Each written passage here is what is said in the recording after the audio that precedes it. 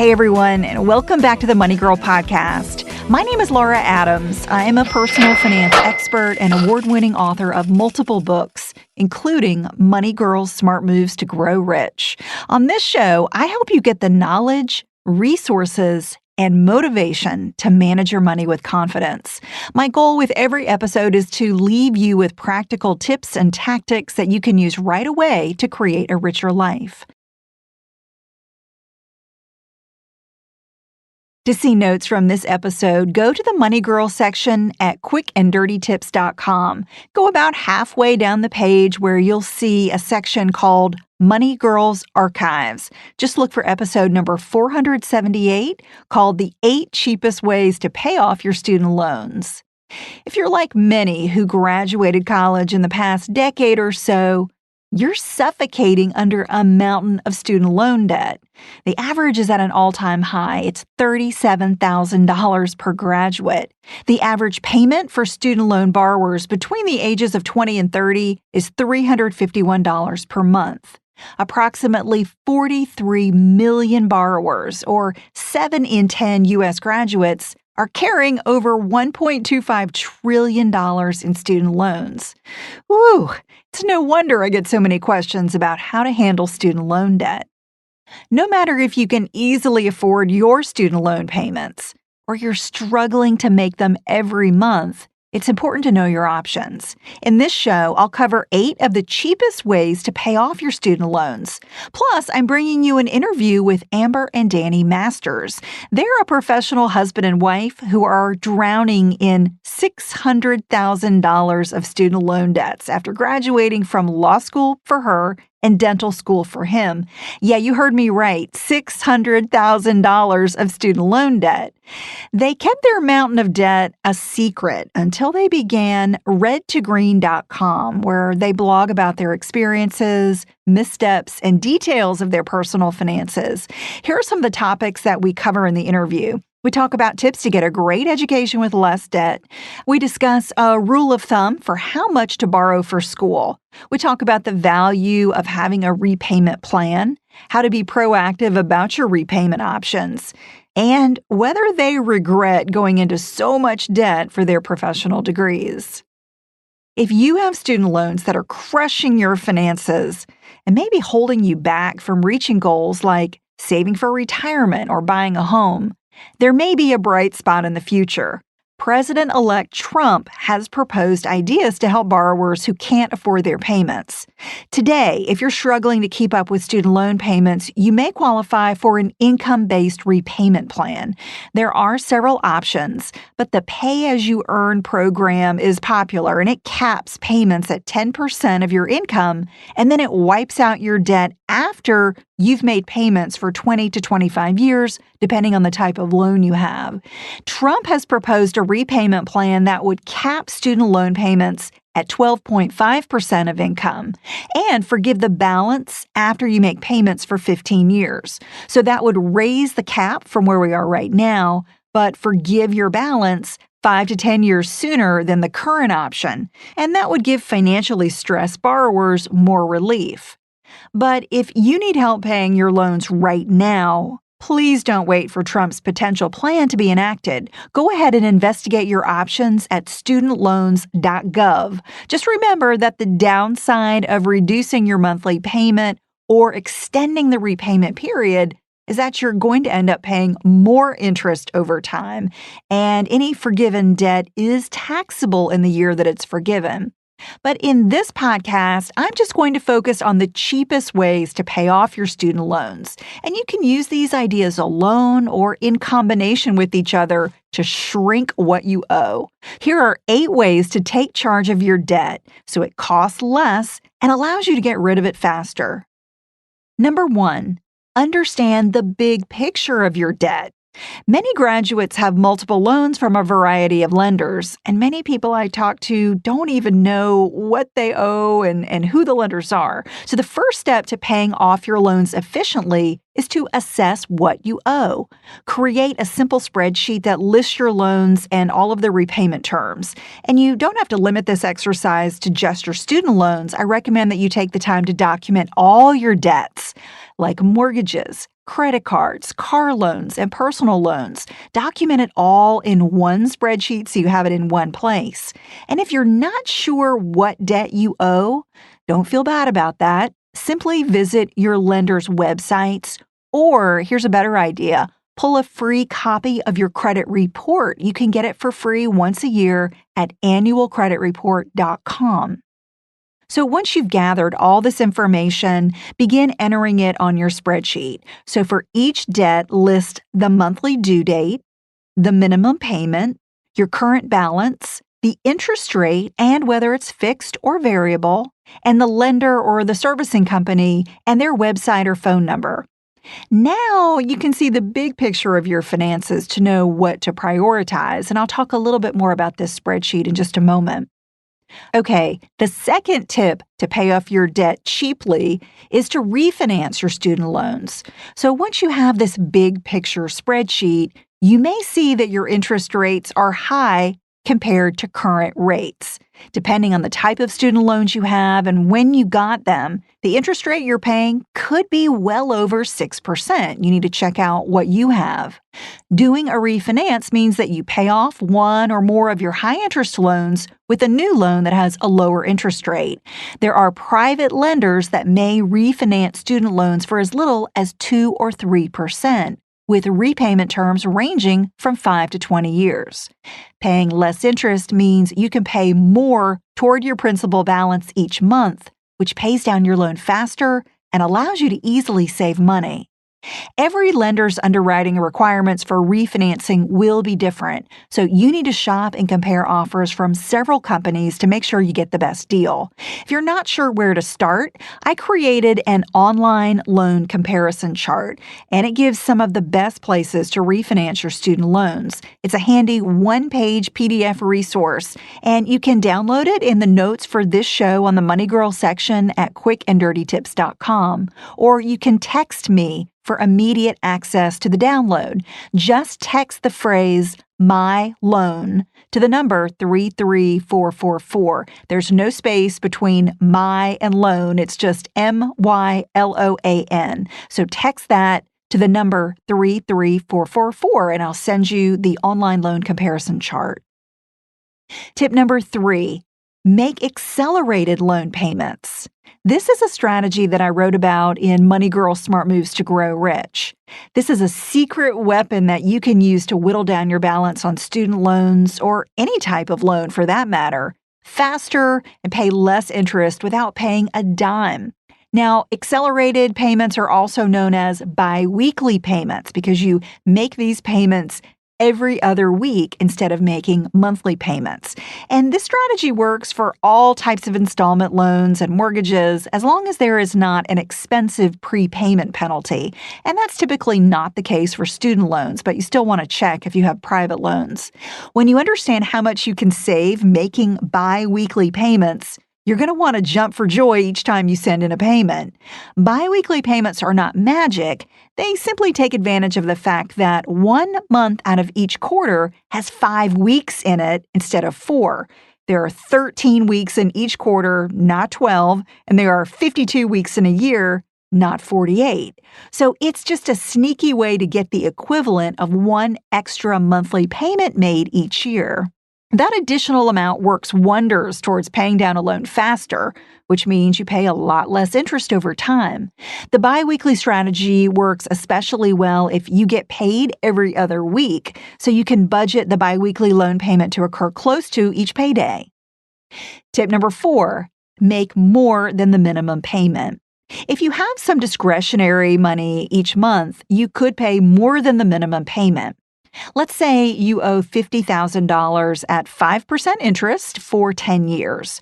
Your minimum payment would be $530, and it would cost you about $14,000 in interest over the life of the loan.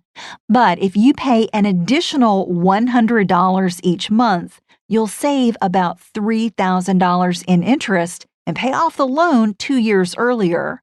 When you send more than the minimum payment, or make biweekly payments like I previously mentioned, please make sure that you add a note to your payment indicating that you want that extra money to go toward your principal balance. Otherwise, the lender may think that you're just prepaying next month's payment and simply hold it. And that won't help you get rid of the debt any faster. Tip number 5, use windfalls to pay down debt. As tempting as it can be to treat yourself using a bonus, gift, or tax refund on a luxury item, remember that using a windfall to pay down debt is the absolute easiest and most effective way to get rid of it faster. When you get a raise or promotion at work, consider it a windfall as well, and make sure you use that additional income to accomplish important goals like building an emergency fund, saving for retirement, or paying down debt. Many people get stuck on the right order to pay down debts, and they never make any progress. Choosing the wrong debt to pay down early is better than never acting on any of your debts. Let me repeat that. Choosing the wrong debt to pay down early is better than never acting on any of your debts. However, when considering your student loans, I recommend attacking your highest interest debt first because it's costing you the most. Remember the spreadsheet I mentioned creating that lists your debt? Sort it by highest to lowest interest rate. If you have debts with higher interest rates than your student loans, like credit cards, personal loans, or payday loans, always pay off those first. Student loans and mortgages have relatively low rates, and they come with tax breaks, making their net cost even less. I did a previous show called A Blueprint to Prioritize Your Personal Finances. It's show number 414, and I think it will help you really understand which debts to tackle first and why. Tip number 6. Explore loan forgiveness programs. If you work full-time in certain industries like teaching, medicine, or doing public service work, you may qualify to have some or all of your student loan forgiven. That's the government's way of thanking you for giving back to your community after you've made payments for a certain amount of time. However, forgiven debt is considered income, so you're still on the hook for taxes on any amount that you don't repay. For example, if you earn $40,000 a year and have $10,000 of student loan debt forgiven, you'd owe income tax on $50,000 instead of $40,000 that year. Tip number 7. Find out if your employer has student loan benefits. Helping workers pay down their student loans is an innovative benefit some large companies are offering. Check with your human resources department to find out what may be available. If your company has not created a student loan repayment benefit, propose it as a solution to stay competitive, retain the best talent, and help workers reduce financial stress. And lastly, number 8. Automate your loan payments. Many lenders offer to automate your loan payments by drafting them from your bank account on a given day each month automatically. They know you're less likely to miss a payment this way. But in exchange, your lender may offer a slightly lower interest rate, which helps you pay off your student loans a little bit faster. To get rid of your student loans the cheapest and fastest way possible, stay focused on living within your means, using windfalls wisely, and earning additional income. Revisit your entire debt repayment strategy at least once a year to make sure you're tackling it the smartest way possible. Well, thank you guys so much for joining me on the podcast. Thank you so much for having us. We're really excited. First, tell me about the education and professional degrees that you both have and how much they cost you. I graduated my undergraduate degree fairly scot-free as far as student loans go. I had one federal loan that was $3,500, so I was pretty fortunate. And then I decided to go to law school, which was considerably more expensive. I graduated with $45,000 of debt, but that was still a lot better than most law schools. Most law schools cost around $140,000, so I was fairly unscathed, but definitely still had student loans under my belt. And then I graduated my undergrad without any debt, and I had to do a 1-year master's program out in Florida, and left with around 60,000, I believe, from that. And then the 4 years of dental school was another over 400 on that one. It was an expensive school. When you both graduated, how did you feel about all of the debt that you were walking out into the world with? And what was that total number at the time? At the time, it was around 500. Some interest had started accruing, so we were right around 500,000. And I don't think we understood. Well, let me rephrase that. I know we did not understand interest. I don't think we really understood that it would be accumulating while we were in school on some of our loans. And so once we graduated and, kind of started thinking about how we're going to pay our student loans back, and we pulled up our account and looked at that number, like it was just shell shock. We were like, holy cow, we have over $500,000 in debt. All this interest is accruing every single day. And it was very stressful and very motivating to start getting serious about how we were going to start tackling that debt.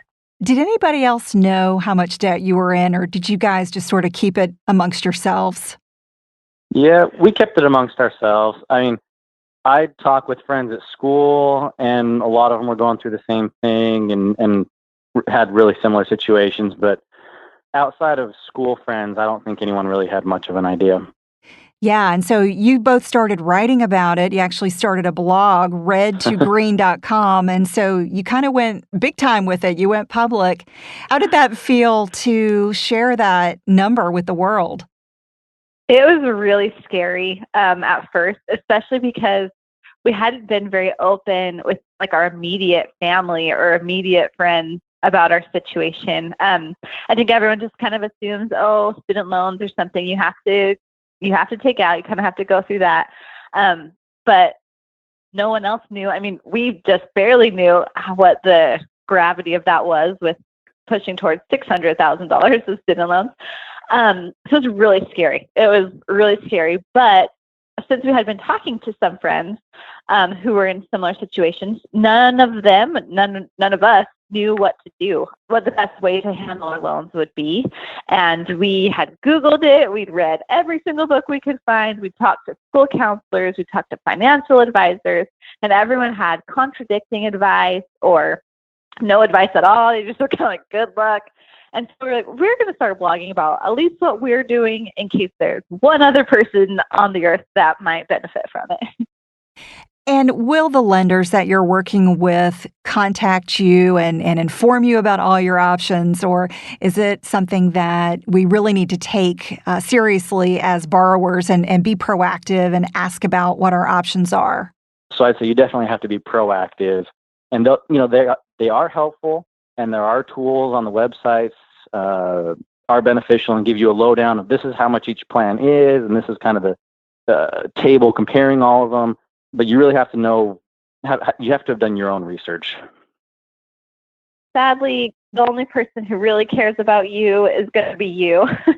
So while like the people at our financial institutions that our loans are serviced through, they're very kind. They try to be helpful, but they don't know like what our financial goals are and that type of thing. So they're just trying to hurry and get you signed up for whatever plan. Whereas if you have a goal, you have to pay off your debt quickly, or if you're having a hard time finding a job and you just need the lowest payment possible, the more you know for yourself, the better off you will be. We've signed up for income-based repayment really only as a safety net for a couple of years.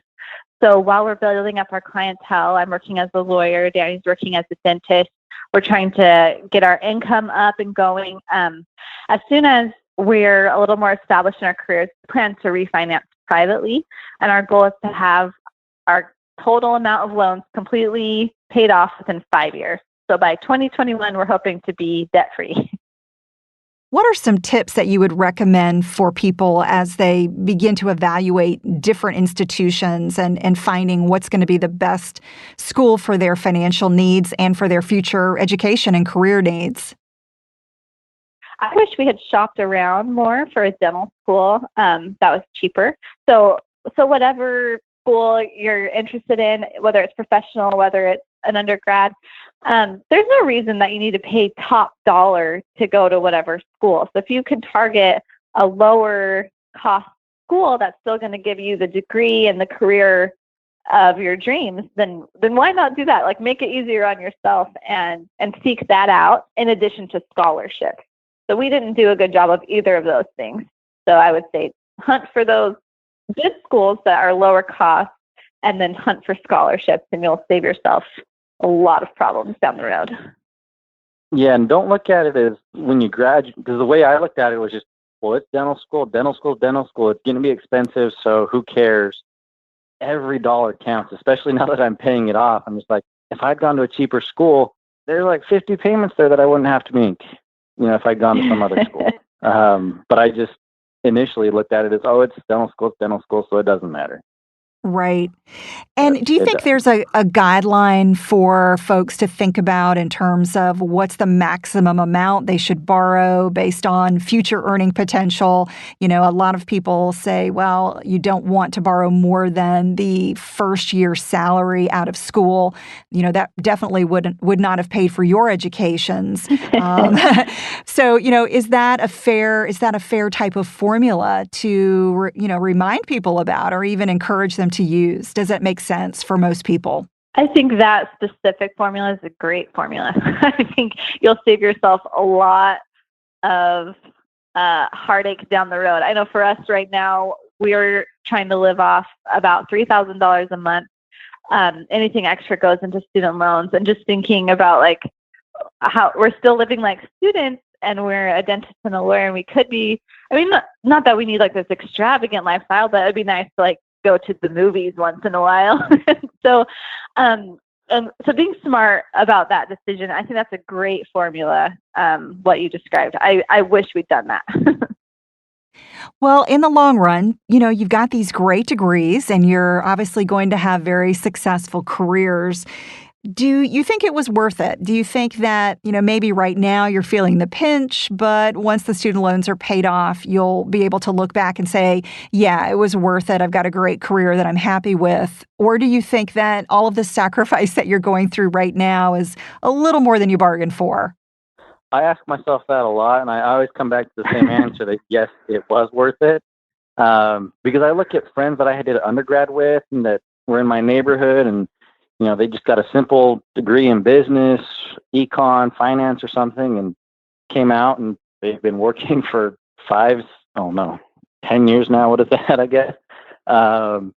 And you know what? They're doing great. But you know what? I majored in business as a fallback, and I didn't want to do anything like that. And I look at where I am now, and yes, it was expensive. Yes, we've still got a lot of debt to pay off, but I enjoy it. And would I have enjoyed doing a 4-year undergrad in business and going into business? Probably not. So I don't regret what I did. Yeah. How about you, Amber? Yeah, I agree. We have this conversation a lot. Like, we've like stopped and listed out what we could have bought for $600,000, and like, it's pretty crazy. Like, we could have a beach house, we could have a Lamborghini, and things like that. So we have this conversation a lot, but I agree 100% with what Danny just said. We could have done it differently. We could have shopped around even for maybe more inexpensive schools, but we wouldn't. It's hard to say that after the fact, because we made so many friendships at the schools that we went to. We had so many wonderful mentors and these lifelong connections that who knows we would have had going somewhere else. So it's hard to say after the fact. It's also hard to say before we've actually paid the loan off. Like right now, we still think it was a good idea. Maybe if we have hard times over the next 10 or 20 years, not able to pay it off within our 5-year goal, we'll sing a different tune. But right now, I'm saying it was worth it. We're glad we did it. It's worth the sacrifice.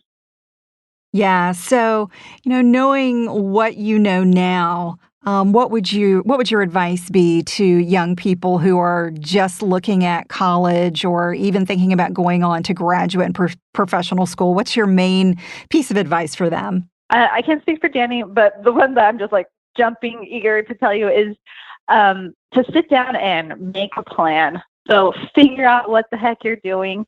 I know in my undergrad, I changed my major like 20 times, and it took me, I think, 5.5 years to graduate my undergrad. So it's a lot of wasted time and a lot of wasted money. Whereas if I had just taken the time to like sit down, figure out what I want to do, what degree is going to get me into law school if I want to go to law school, or what degree is going to get me into dental school or medical school or whatever if you're wanting to pursue higher education.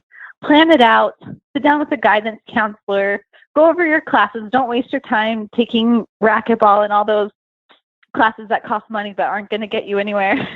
Have a plan, stick to it, and just work hard. Like, keep that focus on your plan. Yeah, that's terrific. Well, Amber and Danny, thank you so much for sharing your story so candidly with us. And I wish you all the best in paying off your loans. Tell the listeners where they can learn more about you and figure out more about how they should attack their student loans and maybe learn from your experiences. Thank you, Laura. We're at red2green.com. So it's red, TWO, green.com. And we share all of our money saving hacks. We have a newsletter. We frequently do financial and fitness type challenges. So they're free to come check out our website. They can email us with any questions. We're happy to talk with people. Do you have a money question or dilemma? A great way to keep the money conversation going with a terrific community is to join my private Facebook group called Dominate Your Dollars. To request your invitation, visit Dominate Your Dollars on Facebook or send me a text message for immediate access. Just text dollars to the number 33444. I hope to see you in the group. You can also visit lauradadams.com to email me your money question. That's all for now. I'll talk to you next week, courtesy of Money Girl, your guide to a richer life.